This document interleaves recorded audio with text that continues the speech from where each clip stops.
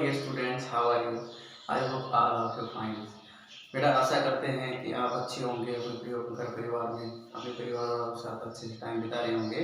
तो बेटा, आज हम अपना जो यूनिट है 11th क्लास की फर्स्ट फिजिकल वर्ड, उसका चैप्टर फर्स्ट है इंट्रोडक्शन, उसके बारे में हम लेक्चर सेकंड बना रहे हैं। और सेकंड लेक्चर में जो हम डिस्कस करेंगे वो हमारे पास रहेगा। हमने कुछ टर्म्स पहले डिस्कस कर चुके थे, ठीक है। आज जो हम टर्म्स डिस्कस करेंगे वो हमारी टर्म्स रहेंगी फिजिक्स रिलेटेड टू सोसाइटी। क्या हमारी फिजिक्स है वो सोसाइटी से कैसे रिलेट करती है, किस प्रकार से संबंधित है, किस प्रकार से हमें बांधे हुए है सोसाइटी में एक दूसरे इंसान से, ठीक है। देखते हैं हम। तो सबसे पहले टॉपिक होगा physics related to society and modes of development in physics. जो मोड्स ऑफ डेवलपमेंट करती है फिजिक्स, उसके अंदर क्या रहेगा, having direct impact on the society. ये हमारी डायरेक्ट हमारे पास इम्पैक्ट होती है सोसाइटी के साथ। जैसे फॉर एग्जांपल हम देखें, the development of telephones, telegraph, telex enable us to transmit message instantaneously. बेटा, क्या होता है जब हम किसी से अपनों से बात करते हैं, चाहे वो विदेशों के अंदर हो या किसी हमारे देश के किसी भी कोने के अंदर बैठे हुए हो, तो हमें उनसे बात करनी होती है। तो हम क्या करते हैं, हम इसका यूज़ करते हैं, हम टेलीफोन का यूज़ करते हैं, टेलीग्राफ का यूज़ करते हैं, टेलेक्स इनका यूज़ करते हैं। और हम एक दूसरे से बांधे हुए, फिजिक्स हमें एक दूसरे से बांधे हुए हैं, ठीक है। अगर मान लो पहले के ज़माने की बात कर लें, अगर हम कम्युनिकेशन सिस्टम हमारे पास नहीं होता तो हमें क्या करता, चिट्ठी पत्रियों से काम चलाना पड़ता था, बट वो भी बहुत टाइम लग जाता उनको पहुंचने में। आज हमें किसी देश के किसी भी कोने में या संसार के किसी भी कोने में किसी का हालचाल पूछना हो या कोई भी हमें मैसेज रिसीव करना हो या ट्रांसमिट करना हो, तो हम क्या करते हैं, टेलीफोन सैटेलाइट कम्युनिकेशन का यूज़ करके हम आसानी से उसका यूज़ कर सकते हैं। डेवलपमेंट ऑफ टेलीग्राफ, हमें पता telegraph telex enable us to transmit message instantly. Message को ट्रांसमिट करने के लिए हमारे पास ये यूज होते हैं। उसके बाद देखें, development of radio, TV, satellite है यूज इन कम्युनिकेशन। आप देखते हो आए दिन जैसे हमारे पास डाटा होते हैं, भाई कोविड-19 की वजह से इतने हमारे पास सिस्टम हो गया, आज ये हमारे पास ट्रेन आ गया है। इस प्रकार से जो भी चीज़ है वर्ल्ड के अंदर जो घटनाएं घटित होती है, हम कम्युनिकेशन सिस्टम रेडियो टीवी के द्वारा हम सुन पाते हैं। तो हम एक दूसरे से बंधे हुए हैं। जो भी मैसेज हमें पहुंचना होता है, हमारे सरकार जो हमें मैसेज देती है, तो हमारे पास क्या करते हैं, वो इंस्टेंटली पहुंच जाता है, ठीक है, समाचारों के माध्यम से। Advance in electronics, computer, lasers have greatly enriched the society. भाई हम इतने इलेक्ट्रॉनिक्स का इतना बहुत ज़्यादा इम्पोर्टेंस हो गई है कि हमें हर चीज़ इजीली अवेलेबल हो सकती है। तो मेन अगर हम देखें तो फिजिक्स हमें सोसाइटी से बांधे हुए है। सोसाइटी किसे बनते हैं, इंसानों को बनते हैं, परिवार से है ये भी सोसाइटी, आसपास का हमारे गांव है वो सोसाइटी, आसपास के और आगे चल जाए तो हमें उस सोसाइटी को हम एक दूसरे से बंधे हुए हैं, ठीक है।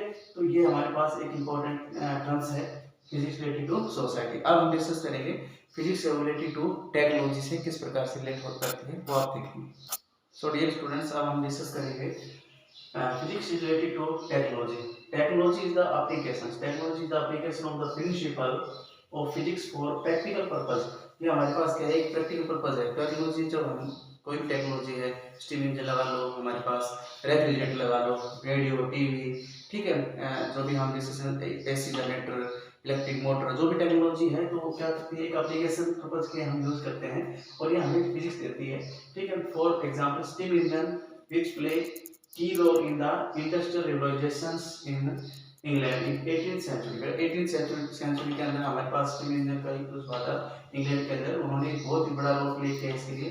Developed in law of thermodynamics. जो स्टीम इंजन है वो लॉ ऑफ थर्मोडायनामिक्स के ऊपर डिपेंड करता है और इसी के ऊपर उसकी एप्लीकेशन है और उसके ऊपर वो वर्क करता है, ठीक है। अब हम कुछ साइंटिस्ट और उनके कुछ प्रिंसिपल देखेंगे, कौन किसके साइंटिस्ट ने कौन कौन से प्रिंसिपल दिए, कौन से हमारे पास डेवलपमेंट की है। तो डियर स्टूडेंट्स, अब जो हम डिस्कस करने जा रहे हैं फिजिक्स रिलेटेड टू टेक्नोलॉजी का, तो हमने बताया फिजिक्स है वो एक टेक्नोलॉजी का ही एक दूसरा रूप है, ठीक है। टेक्नोलॉजी जो भी होती है उसके अंदर फिजिक्स यूज होती है। दूसरा हम देखें टेक्नोलॉजी बेसिक प्रिंसिपल, कुछ मैं आप लोगों को बता रहा हूँ, बाकी many more applications technology and basic principle आप लोगों को मिलेगी। तो हमने जैसे डिस्कस किया स्टीम इंजन, नंबर 1 पे स्टीम इंजन का अभी बताया था लॉज ऑफ थर्मोडायनामिक्स, ठीक है। थर्मोडायनामिक्स के लॉ के ऊपर बेस्ड है स्टीम इंजन। ठीक है। दूसरा होता है रॉकेट प्रोपल्शंस, हम डिस्कशन करते हैं, न्यूमेरिकल निकालते हैं इसके, ठीक है, किसके ऊपर बेस्ड होता है ये, Newton's law of motion, Newton's law of motion, ठीक है, ये हमें बताता है। Newton third law of motion की अगर डिस्कस करें तो रॉकेट प्रोपल्शन हमारे पास आता है। उसके बाद आता है एरोप्लेन। एरोप्लेन जब फ्लाई करती है तो किसके ऊपर बेस्ड करती है, ये किस प्रिंसिपल पर बेस्ड है, बर्नौलीज प्रिंसिपल, ठीक है। इसके बाद ऑप्टिकल फाइबर, जो कम्युनिकेशन होते हैं, जो आप हम आपस के अंदर डिस्कशन कर रहे हैं, ठीक है, और जो 4G का हमारे पास टाइम चल रहा है, तो उसके अंदर क्या होते हैं, जो भी वीडियो या ऑनलाइन क्लासेस हम लेते हैं, तो ये सारी किसकी देन है, ये ऑप्टिकल फाइबर की देन है। ये किसके ऊपर बेस्ड है, टोटल इंटरनल रिफ्लेक्शन, इसको शॉर्ट फॉर्म में TIR भी कहते हैं, TIR, total internal reflection. Electric generator, electric generator हम 10th क्लास में डिस्कस कर चुके हैं। 12th क्लास में हमारे पास आता है electric generator, Faraday's law of electromagnetic induction, Faraday's law of electromagnetic induction पर बेस्ड है। फिर कंप्यूटर, आज के टाइम में अगर कंप्यूटर को हटा दिया जाए तो जीवन है रुक सा जाता है, ठीक है। तो ये सोचिए कंप्यूटर है वो डिजिटल लॉजिक के ऊपर बेस्ड है। इलेक्ट्रॉनिक्स माइक्रोस्कोप, इलेक्ट्रॉनिक माइक्रोस्कोप है वो वेव नेचर ऑफ इलेक्ट्रॉन्स के ऊपर बेस्ड है। तो ये कुछ टेक्नोलॉजी और उनके बेसिक प्रिंसिपल मैंने बताए, और काफ़ी टेक्नोलॉजी और बेसिक प्रिंसिपल दिए हुए हैं, आप बुक्स के अंदर देख सकते हैं। और आशा करता हूँ ये आप लोगों को अच्छे से समझ में आ रहा होगा।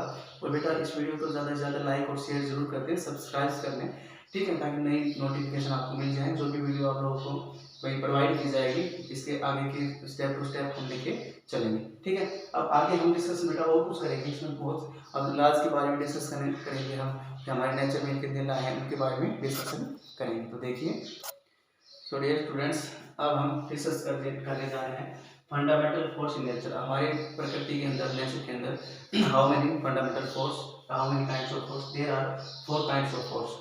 Number 1 gravitational force, number 2 electromagnetic force, number 3 strong nuclear force, और number 4 weak nuclear force. So there are 4 type of force in our nature. अब हम डिस्कस करेंगे वन बाय वन इनके बारे में। कि सबसे पहले हमारे पास अगर हम बात करें ग्रेविटेशनल फोर्स, ग्रेविटेशनल फोर्स क्या होता है कि आपस में हमारे यूनिवर्स के अंदर, ब्रह्मांड के अंदर एवरी ऑब्जेक्ट अट्रैक्ट हो रहे हैं each other, every object attract to each other in our universe, that force becomes then is gravitational force. तो gravitational force से बंधे हुए हैं हमारे पास, ठीक है। क्या होगा इसके, हम देखें कि इसके अंदर 2 बॉडीज हैं, वो एक दूसरे को अट्रैक्ट कर रही है यूनिवर्स के अंदर, तो उसके बीच में जो फोर्स लगेगा उसको हम क्या कहेंगे, ग्रेविटेशनल फोर्स। सो स्टूडेंट, हम डेफिनेशन देखेंगे इसकी, gravitational force, the gravitational force of the mutual attraction between any 2 objects by virtue of their masses. यानी कि आपके पास क्या है यहाँ पे कि म्यूचुअल क्या हो रहा है, अट्रैक्शन हो रहा है, म्यूचुअल अट्रैक्शन हो रहा है, 2 ऑब्जेक्ट के बीच में म्यूचुअल अट्रैक्शन हो रहा है। मान लो सोच लो मेरे पास एक बॉडी ए है और दूसरी बॉडी बी है, इसका ऊपर इसके मास है m1 और इसका मास है m2। There are 2 bodies of mass m1 and m2, वो separation between them is r, इनके बीच जो सेपरेशन हो क्या है, r है। Then force exerted by the body A is B और B is A, ये आपस में एक दूसरे के ऊपर क्या कर रही है, फोर्स अट्रैक्ट कर रही है, आपस में एक दूसरे को फोर्स से खींच रही है। तो इनके बीच में फोर्स लग रहा है, वो हमारे पास क्या आएगा, फोर्स ऑफ इंटरेक्शन होगा इनके बीच में। तो फोर्स ऑफ इंटरेक्शन होगा और directly proportional product of their masses and inversely proportional square of distance them. तो फोर्स लगेगा इसके बीच में, एक दूसरे को खींच रहे हैं, अट्रैक्ट कर रहे हैं एक दूसरे को तरफ, अट्रैक्शन होगा।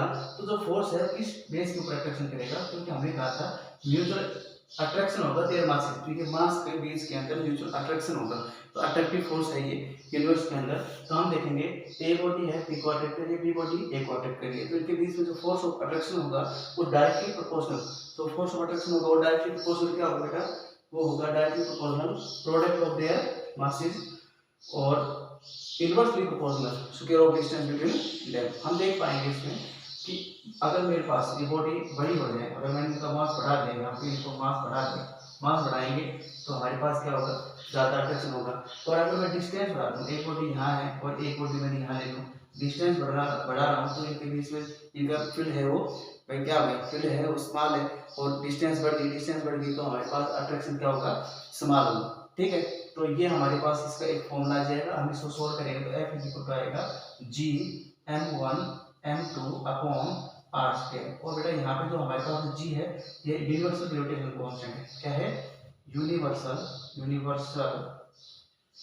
Gravitational constant, universal gravitational constant, ये हमारे पास जी है, ये यूनिवर्सल ग्रेविटेशनल कांस्टेंट है। इसकी जो वैल्यू होती है, जी की वैल्यू होती है 6.67 multiply 10 to power -11 newton metre square K G minus का 2, ये इसकी फिक्स वैल्यू होती है। ठीक है, ये आपने याद कर लिया। ओके, दैट इज क्लियर, यहाँ तक क्लियर हो गया होगा। अब मैं इसकी प्रॉपर्टीज की बात करूंगा। तो डियर स्टूडेंट्स, अब हम डिस्कस करेंगे प्रॉपर्टीज में। It is a weakest force, it is a weakest force in nature,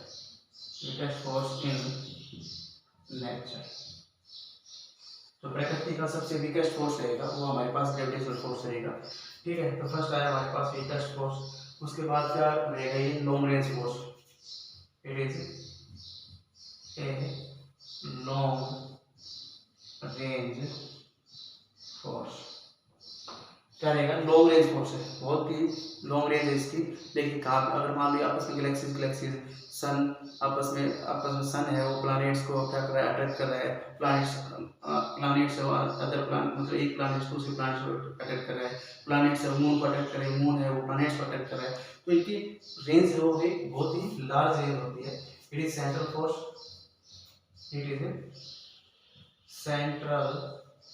force, central force का मतलब ये हो गया कि हमेशा बॉडी के सेंटर के अंदर लगता है। मेरे पास एक बॉडी है, तो हमेशा मास के सेंटर में कहीं लगता है। ठीक है, इट इज कंजर्वेटिव फोर्स।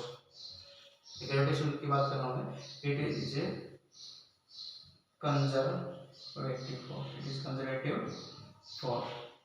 ठीक है, इसके बाद इस बॉडी के चार्ज का कोई रोल नहीं प्ले करता। चार्ज इसके ऊपर चाहे पॉजिटिव और नेगेटिव, चार्ज का कोई इफेक्ट नहीं होगा यहाँ पे। ये अगर चार्ज है इस पर कोई अट्रैक्शन रिपल्सन नहीं होगा।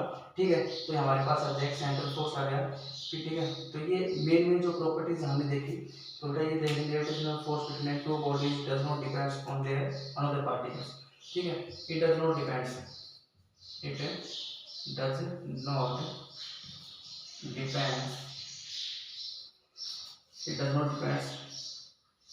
another body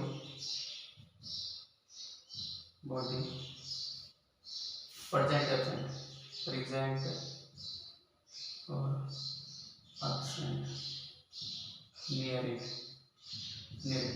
अगर ये दो, एक बॉडी दूसरी बॉडी को जरा इसके नजदीक दूसरी बॉडी है या नहीं है, इसके ऊपर कोई रोल प्ले नहीं करेगा, कोई इफेक्ट नहीं होगा इसका। ठीक है, तो ये हमारे पास कौन सा फोर्स था, ये हमारे पास था ग्रेविटेशनल फोर्स। ठीक है, क्या है, weakest force nature, long range force, central force, conservative force. ठीक है, और इट्स ओबे इनवर्स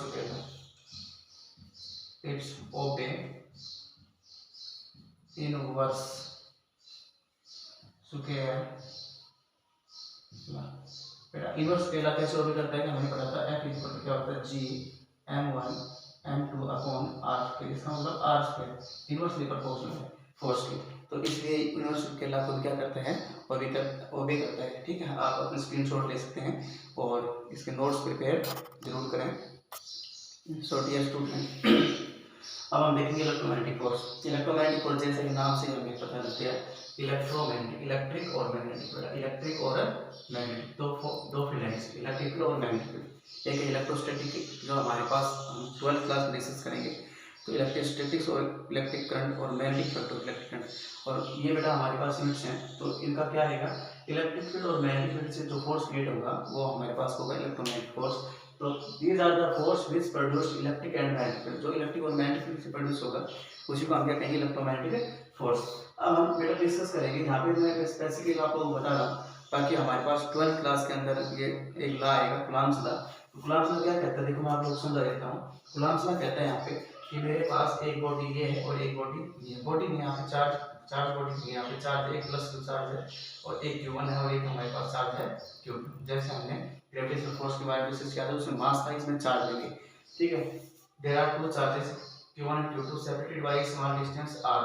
यहाँ पे ये स्मॉल डिस्टेंस r से सेपरेट है, तो ये क्या करेंगे, आपस में सेम चार्ज रहेंगे तो रिपेल करेंगे, सेम चार्ज रहेंगे तो रिपेल, अगर ये पॉजिटिव और पॉजिटिव है तो रिपेल करेंगे, अगर एक पॉजिटिव और एक नेगेटिव है, मान लो एक पॉजिटिव एक नेगेटिव, तो आपस में अट्रैक्ट करेंगे। ठीक है, इसका मतलब ये आपके पास इलेक्ट्रोमैग्नेटिक फोर्स अट्रैक्टिव भी है और रिपल्सिव भी, दो टाइप का फोर्स हो गया।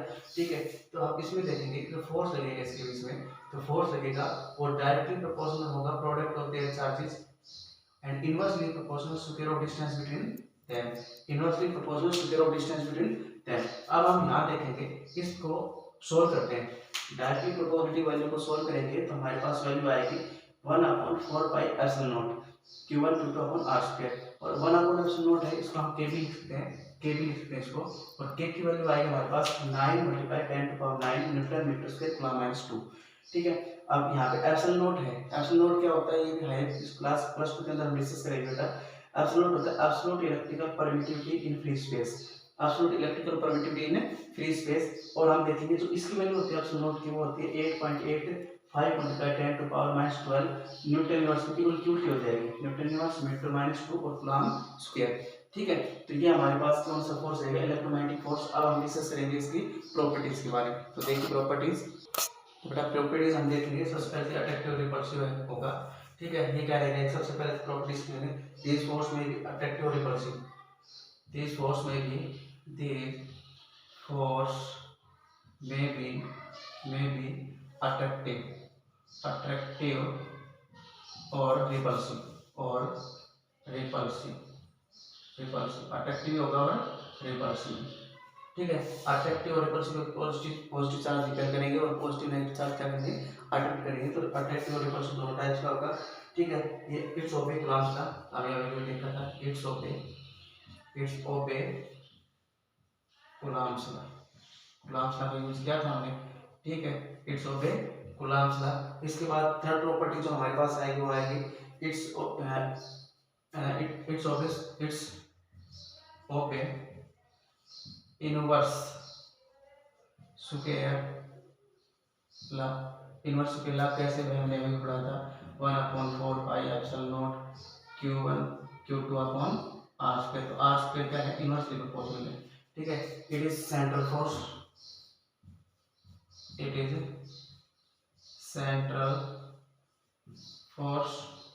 और बेटा इट इज कंजर्वेटिव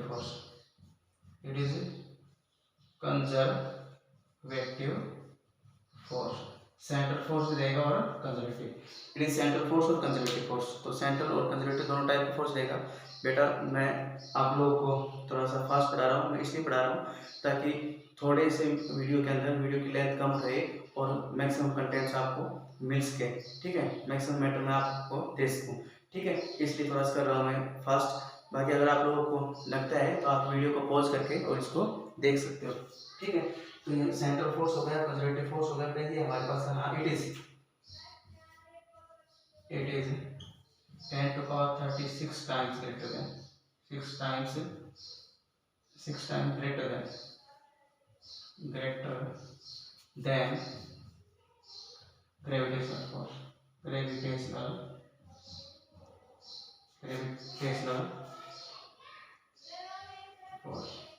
बेटा ये 10⁻36 टाइम, अगर ग्रेविटेशनल फोर्स 1 है, ग्रेविटेशनल फोर्स अगर कितना हो, मान लीजिए हमारे पास ग्रेविटेशनल फोर्स है। ठीक है, अगर ये कितना है ग्रेविटेशनल फोर्स, नेक्स्ट अगर देखूँ मैं कौन सा, इलेक्ट्रोमैग्नेटिक फोर्स, तो क्या होगा इलेक्ट्रोमैग्नेटिक फोर्स ग्रेविटेशनल फोर्स अगर मेरे पास 1 है तो ये कितना होगा 10⁻36 टाइम, 10⁻36 टाइम रहेगा। ठीक है, इस बात को आप जरूर ध्यान दे लीजिए।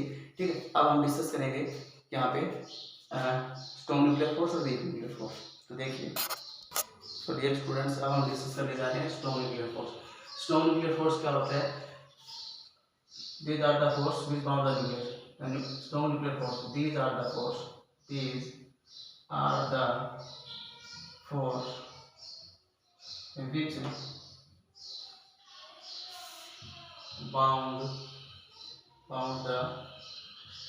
nucleus मतलब प्रोटॉन और न्यूट्रॉन, प्रोटॉन प्रोटॉन। ठीक है, प्रोटॉन न्यूट्रॉन। ठीक है, तो यहाँ पे प्रोटॉन और न्यूट्रॉन की डिस्कशन हम देखेंगे। ये मेरे पास क्या था, न्यूक्लियस, और इसके अंदर प्रोटॉन और न्यूट्रॉन है। ठीक है, और आपको पता है इसकी जो साइज होती है ना, इसका साइज होता है न्यूक्लियस का, साइज ऑफ न्यूक्लियस वो होता है 10 टू पावर माइनस का 15। किसी बुक्स में आप 10 टू पावर माइनस का 14 देता हूँ, तो 10 टू पावर 15 या 14 से हमारे पास क्या होता है, न्यूक्लियस का साइज होता है। ठीक है, अब ये इतने स्मॉल साइज के अंदर ये क्या करता है, इसके अंदर इसको बाउंड करता है, प्रोटॉन न्यूट्रॉन को जो बाउंड कर रहा है फोर्स, उसी फोर्स को हम क्या कहेंगे, स्ट्रॉन्ग न्यूक्लियर फोर्स। ठीक है, तो स्ट्रॉन्ग न्यूक्लियर फोर्स क्या होगा, which bound the nucleus in the nucleus. Nucleus के अंदर प्रोटॉन और न्यूट्रॉन को क्या कर रहा है, बाउंड कर रहा है, उस फोर्स को हम क्या कहेंगे, स्ट्रॉन्ग न्यूक्लियर फोर्स। अब इसकी प्रॉपर्टीज के बारे में डिस्कस कर लेते हैं। प्रॉपर्टीज देखिए बेटा, प्रॉपर्टी में it is the strongest force. Universe का जो स्ट्रॉन्गेस्ट फोर्स है पूछा जाए, आप लोगों से क्वेश्चन आता है, तो कौन सा रहेगा, स्ट्रॉन्गेस्ट फोर्स रहेगा आपका ये न्यूक्लियर, स्ट्रॉन्ग न्यूक्लियर फोर्स, और वीकेस्ट फोर्स ग्रेविटेशनल फोर्स। तो सबसे पहले it is the strongest force, it is the strongest force in nature, it is the strongest force in nature। Number 2, अगर हम बात करें नंबर 2 की, तो क्या आएगा, it is non central force, it is non central force, it is not conservative force, it is not non-conservative force, non-central force, non-conservative force। ना तो ये भाई नॉन सेंट्रल फोर्स है, नो ही कंजर्वेटिव फोर्स है। ठीक है, इसकी रेंज है, it is short range force, it is the short range force. Short range force क्यों का, क्योंकि हमारे पास किस साइड मिलता है, 10 टू पावर माइनस 14 मीटर तक ही लग पाते हैं। ठीक है, इसलिए हम क्या कहेंगे, इसको कहेंगे शॉर्ट रेंज फोर्स, क्योंकि न्यूक्लियस का जो साइज होता है वो 10 टू पावर माइनस का 14 मीटर ही होता है, इसलिए हम इसको क्या कहेंगे, शॉर्ट रेंज फोर्स कहेंगे। ठीक है, nuclear force do not depends charge on the nucleus. Nuclear force do not depends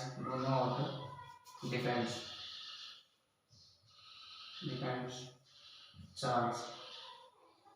of the nucleus, charge of the nucleus. Nucleus पे कितना चार्ज है उसके ऊपर इसका कोई इफेक्ट नहीं पड़ता। ठीक है, तो ये हमने देखा बेटा, ये हमारे पास इसकी प्रॉपर्टी है, it is the strongest force, non central, non conservative, short range force, और सबसे बड़ी बात है यहाँ पर, ये हमारे पास इस न्यूक्लियस का चार्ज है ना, उसके ऊपर डिपेंडेंट नहीं होता। ठीक है, तो ये हमारे पास था strong nuclear force. So dear students, अब हम डिस्कस करेंगे weak nuclear force. Weak nuclear force that appears only elementary particle of short life time, जिसका लाइफ टाइम बहुत शॉर्ट है, alpha decay, beta decay, gamma decay, इस प्रकार से हमने पढ़ा है रेडियो एक्टिव एलिमेंट्स। ठीक है, जिनका शॉर्ट लाइफ टाइम होता है, involving in such a nuclear process such A beta decay of nucleus. जैसे न्यूक्लियर प्रोसेस होता है, रेडियो एक्टिविटी होती है, स्पॉन्टेनियस इमिशन होता है। ठीक है, तो शॉर्ट लाइफ टाइम एलिमेंट्स में इनके बीच में जो फोर्स लगता है न्यूक्लियस के बीच में, उसको वीक न्यूक्लियर फोर्स कहेंगे। प्रॉपर्टीज देखिए, इसकी ज्यादा प्रॉपर्टी नहीं है। Weak nuclear force exist between electrons and electrons, ये एलिमेंट्री पार्टिकल्स होते हैं बेटा। ठीक है, ये हम हाई स्टडी डिस्कस करेंगे हाई क्लासेस के अंदर। ठीक है, and also electrons and mesons, electrons and mesons के बीच ये फोर्स लगता है। ठीक है, दूसरी बात, फिर nuclear force are 10 to power 25 times greater than stronger than the gravitational force। gravitational force is 10 to power 25 times, 10 to power 25 times stronger होता है। ठीक है, अब एक नोट देखिए आप, Fg gravitational force, weak nuclear force, electrostatic force, और ये आपके पास स्ट्रॉन्ग न्यूक्लियर फोर्स। इनका रेशियो अगर देखें तो अगर ग्रेविटेशनल फोर्स 1 ले लेता हूं मैं, तो हमारे पास weak nuclear force 10 to power 25 times stronger होता है, electromagnetic force 10 to power 36 times stronger होता है, और न्यूक्लियर फोर्स होता है 10 to power 38 टाइम्स स्ट्रॉन्गर होता है। ठीक है, तो ये आप लोग समझ गए होंगे यहाँ पे। सो डियर स्टूडेंट्स, अब हम डिस्कस करने जा रहे हैं nature of physical law. First है law of conservation of energy. Law of conservation of energy की अगर हम बात करें तो इसमें आएगा the sum of total energy of all kinds in the universe made constant. सभी टाइप की जो एनर्जी है यूनिवर्स के अंदर, उनका जो सम है वो क्या रहेगा, कांस्टेंट रहेगा। दूसरा आता है law of conservation of linear momentum. इसमें आएगा in the absence of external force. अगर मैं एब्सेंस ऑफ एक्सटर्नल फोर्स, अगर मैं फोर्स हटा दूं, the linear momentum of system remain unchange. तो यहाँ पे लीनियर मोमेंटम क्या आएगा, अनचेंज। अगर फोर्स की एब्सेंस के अंदर लीनियर मोमेंटम अनचेंज रहेगा, थर्ड आता है law of conservation of angular momentum. Law of conservation of angular momentum में क्या है, टर्निंग वेक्टर फोर्स होता है। फोर्स लगाते तो लीनियर मोमेंटम होता है और टर्न करवाते हैं इस चीज को तो वो होगा angular momentum. In the absence of external torque, इसके अंदर एब्सेंस ऑफ एक्सटर्नल फोर्स हो जाए, एक्सटर्नल टॉर्क आ जाएगा यहाँ पे, तो acting on A system is zero. तो इसमें क्या है, absence of external torque, system के जो अंदर जो फोर्स लगेगा वो क्या रहेगा, जीरो रहेगा, यानी कि ठीक है।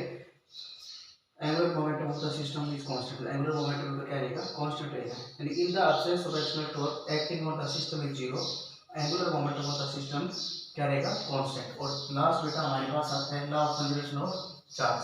Law of conservation of charge आप लोगों को सभी को पता है इसके बारे में। तो फोर्थ है law of conservation of charge, law of conservation of charge, law of conservation of charge क्या आता है, charge can neither created, charge can neither be created nor be destroyed, but it